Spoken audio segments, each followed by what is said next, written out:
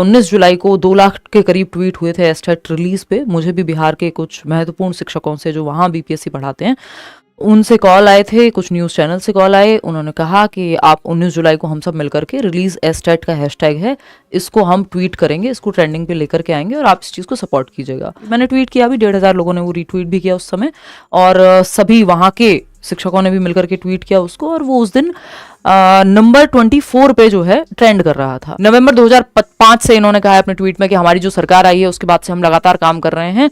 नियोजित शिक्षक वहां होते थे, 2019 से जो है वो प्रॉपर जो एग्जाम की बात हो रही है। इसके अलावा इसमें इन्होंने ये बात की है कि हमने बड़ी संख्या में शिक्षकों की नियुक्ति की गई है, इस बात में कोई भी दोहराया नहीं है पिछले 1 साल में। बात हो रही है यहाँ की डोमिसाइल की। 2-3 मुद्दे हैं कि एक तो TRE 4 जो है इन्होंने कहा 2025 में करा लेंगे। अब वो 2025 में चुनाव से पहले कराएंगे, चुनाव के बाद कराएंगे, क्या कराएंगे ये बताया नहीं है। पता चला सरकार बदल गई, कुछ और समस्याएं हो गई, तो मतलब इस पे क्लैरिटी नहीं है। कराने को 1-1.5 महीने में करा लें, फिर आचार संहिता लग जाएगी, फिर तो समय बचेगा नहीं।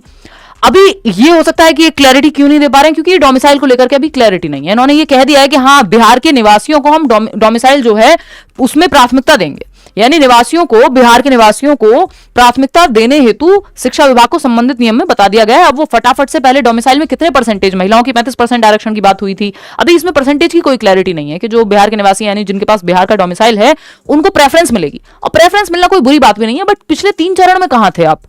या तो अब वोट का मुद्दा है कि ठीक है इस राज्य से हमें वोट चाहिए, तो वो एक चीज है। जब 3 चरण की बात हो रही थी, TRE 1 की, TRE 2 की, TRE 3 की, तब भी तो डोमिसाइल अगर उतनी प्राथमिकता देनी थी स्टेट के लोगों को। खैर ये सब आपको पता ही है, मैं क्या बताऊं, ये लॉलीपॉप वाली बातें हैं। और TRE 4 से ही ये बात लागू हो जाएगी, यानी जो भी आगे आने वाली वैकेंसी है, जो 2025 में कह रहे हैं TRE 4 का एग्जाम ले लेंगे, तो उसमें ये बात लागू हो जाएगी।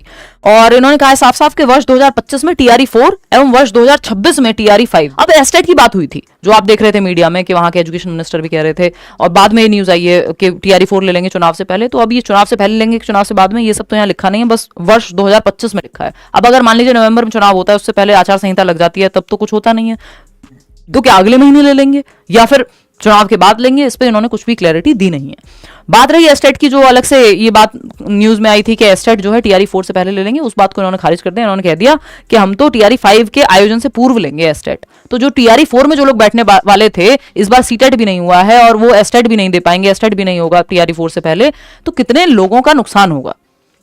2025 अब ये कह रहे हैं कि हम TRE 5 2026 में जो होना है उसके पहले लेंगे एस्टेट। तो मनमानी है भाई, की जा सकती है, हम क्या कर सकते हैं इसमें। लेकिन ये है आज की न्यूज।